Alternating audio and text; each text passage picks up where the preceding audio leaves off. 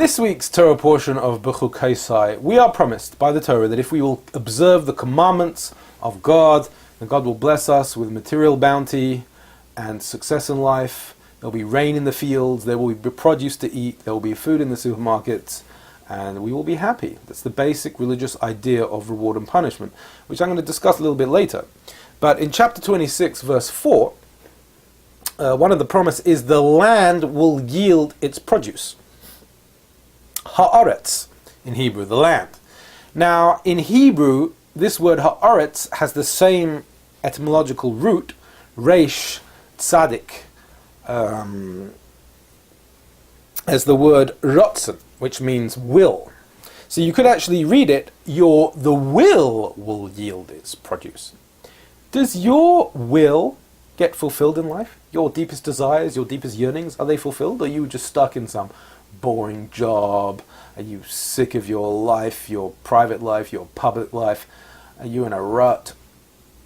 It's very important in life that our will comes to fruition. That doesn't mean that every whim that you have should be fulfilled, but your deeper yearning in life to enhance humanity, to make this planet a better place, to enrich relationships that you're in. There are unfulfilled wills in so many good areas of our life, and it's so important that they come to fruition.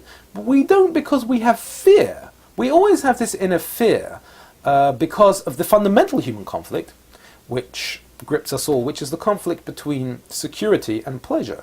We're always dabbling between the two. Every decision you make is basically, is this going to bring me greater security, safety in life, or is this part of my pursuit of pleasure?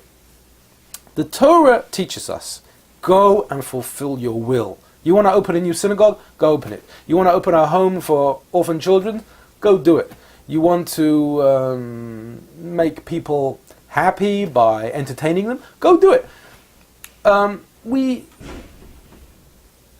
We shouldn't feel restrained by convention. Obviously, some convention is necessary in order to keep society a harmonious place, but the Torah does empower us to fulfill our mission in life, to go and get your will and put it into practice. Let your will yield its produce.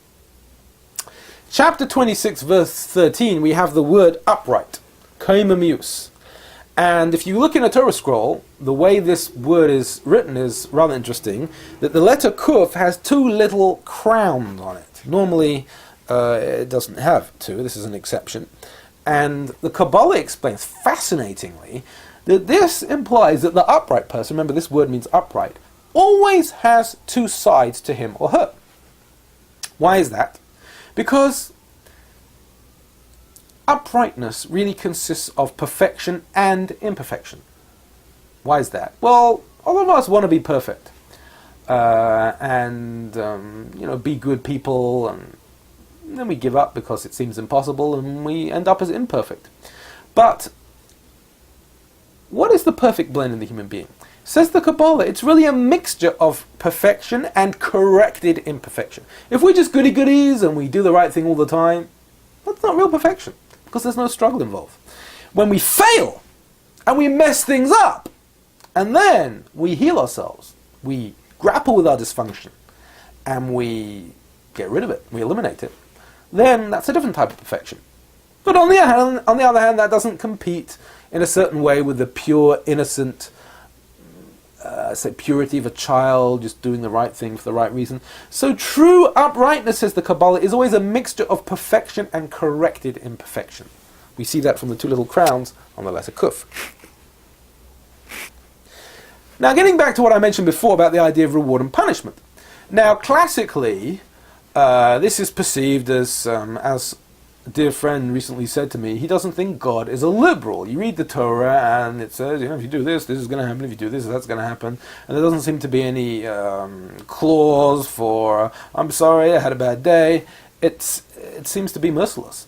But of course, there is a side of God which is more liberal, so to speak, more compassionate, more kind, and we're often forgiven and not punished for things that we do that are wrong. So how does this all work? So one of the things that I found fascinating when I started studying Kabbalistic wisdom, and this is rooted in Rabbi Isaiah Horowitz's Shnei Luchos HaBris, the Shalah, he describes that reward and punishment is really cause and effect. If you do something negative, you just bring negativity on yourself. And if you do something positive, you draw positivity towards yourself. I once saw this depicted in a beautiful cartoon, which had this picture of a guy, and he had his long nose, he was a cartoon character, and he'd snipped a bit of his nose off with a scissors. And the caption read, "Sometimes I like to spoil myself a little bit." And I thought this really depicted what the Shalat is saying, that when we indulge or go over the top or do something inappropriate, we're really spoiling ourselves. And therefore, punishment's not really punishment. It's a consequence of what we're doing. And says the Kabbalah, it's not because God's angry with you and he wants to get revenge. It's a cleansing process. It's a process by which we reach our higher selves. Of course, we don't realize at the time. We suffer and we're unhappy, but the prophet said that when the Messiah comes, we will say thank you, God, for all the suffering, because then we will realize how it was all for our benefit. Anyway, I don't like talking about this too much. It's not my favorite subject, so I'm going to move on.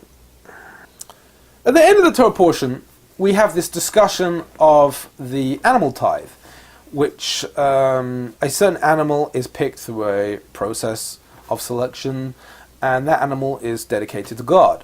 And the verse says, he should not select a good one or a bad one, nor should he offer a substitute for it. You just have to take the one that comes out of the hole at that point. Now, what's the inner message behind this? Do you ever feel that you would like to give up your life and adopt someone else's? In other words, you sit in an office and do a job, and this guy out there is standing in Times Square entertaining people.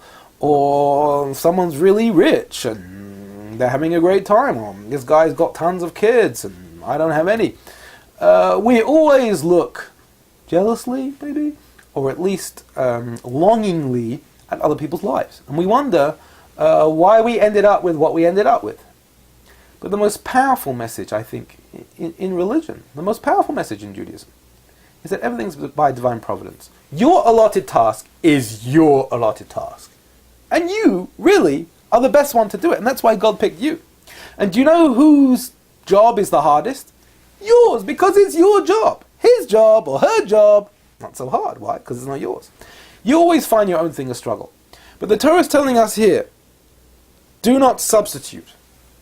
You might feel, I guess we all feel a little angry with God from time to time when something happens, whether it be illness or bereavement or misfortune or poverty. We all feel a little angry when we look at other people that don't have the same misfortunes. But it's short-sighted. Faith really means not that you believe God's in the sky.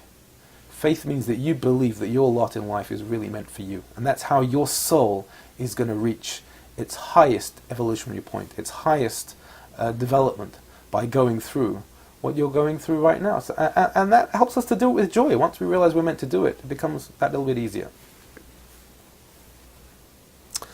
Spiritual message for the week. The world runs on cause and effect. The idea of reward and punishment is best described as cause and effect.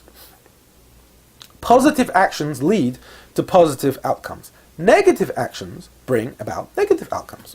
God does not usually break these laws because they were set up for your benefit. He is harsh because we need it sometimes. If we just got away with whatever we got away with, then we wouldn't grow. We'd be spoilt brats. So think about that. And remember that every positive decision you break draws more positivity into your life, draws more blessing, draws more positive people around you. And just think about it every time you make a decision, and your life will just get better and better. Thank you very much for listening, and join us next week for Torah in 10.